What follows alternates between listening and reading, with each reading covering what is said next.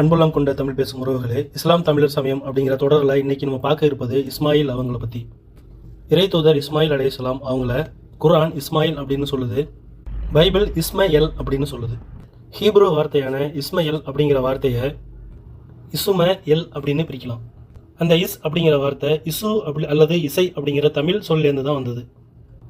இசைக்கு புகழ், சொல், பாடல், ஒப்புதல், இசைதல், பொருந்துதல், உடன்படுதல், பேசுதல் அப்படிங்கிற பொருள் தமிழில் இருக்கு. இப்ராஹிம் அலைஹிஸ்ஸலாம் 86வது வயதில் தனக்கு குழந்தை கிடைச்சதை எண்ணி இறைவனை புகழ்ந்து தன்னுடைய மகனுக்கு இஸ்மயல் அப்படின்னு பெயரிட்டாரு. அதாவது இறைவனை புகழ்ந்து அப்படிங்கிற வார்த்தையுடைய சுருக்கமான சொல் தான் இஸ்மயல். லெட் எல் பி பிரைஸ்டு, அல்லது தன்னுடைய சொல் ஏற்கப்பட்டது, எல் ஹியர்ஸ். இங்கே எல் அப்படிங்கிற வார்த்தை இலாஹி அப்படிங்கிற வார்த்தையா அரபியில் சொல்லப்படுது. அதுக்கப்புறம் இப்ராஹிம் அலைஹிஸ்ஸலாம் இஸ்மாயில் அலைஹிஸ்ஸலாம் அவங்களையும் ஹாஜர் அலைஹிஸ்ஸலாம் அவங்களையும் காபாவோட பக்கத்தில் விட்டுட்டு போயிட்டாங்க.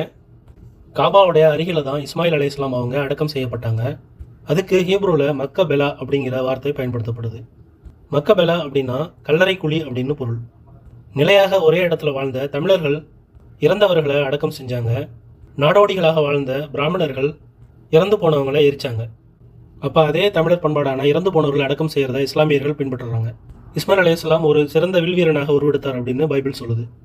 இஸ்மாயில் அலைஹிஸ்ஸலாம் காலடியில் தோன்றிய தண்ணீரோட பேர் தான், அல்லது அந்த கிணற்றோட பேர் தான் பீர் செபா. இதை பற்றி ஏற்கனவே நம்ம பேசியிருக்கோம்.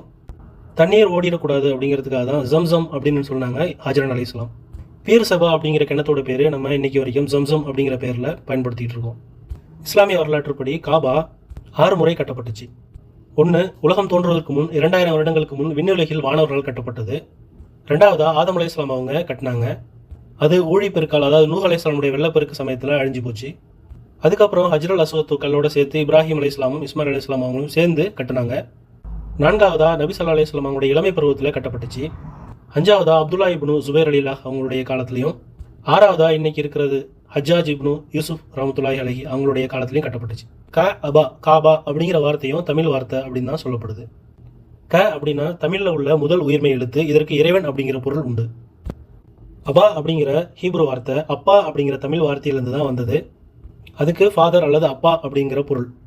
அப்படின்னா காபா அப்படிங்கிறதுக்கு காட் த ஃபாதர் அப்படின்னு அர்த்தம், அதாவது இறைவனாகிய தந்தை. அதனால தான் இன்னைக்கு நம்ம தேவனுடைய பிள்ளைகள், இறைவனுடைய பிள்ளைகள் அப்படின்னு நம்ம அழைச்சிக்கிறோம். இந்த வார்த்தையை தான் பைபிள் முழுக்க இறை தூதர்களை குறிக்க இறைவன் பயன்படுத்தினான். அந்த வார்த்தையை தான் தவறாக புரிஞ்சுக்கிட்டு கிறிஸ்தவர்கள் ஈசா அலைஹிஸ்ஸலாம் அவங்கள கடவுளுடைய மகனாகவும் இறைவனாகவும் தவறாக வழிபடுறாங்க. இப்ராஹிம் அலைஹிஸ்ஸலாம் அவங்களால வைக்கப்பட்ட அந்த ஹஜ்ரத் அஸ்வத் அப்படிங்கிற கல் வைக்கப்பட்டது அல்லது நடப்பட்டது அப்படிங்கிற அர்த்தத்தில் தமிழர்களுடைய வழிபாட்டு முறை நடுக்கல் முறை அப்படின்னு சொல்லிட்டு இருக்காங்க. அதை பற்றி அடுத்த வீடியோவில் பார்க்கலாம். நன்றி, வாழ்த்துக்கள்.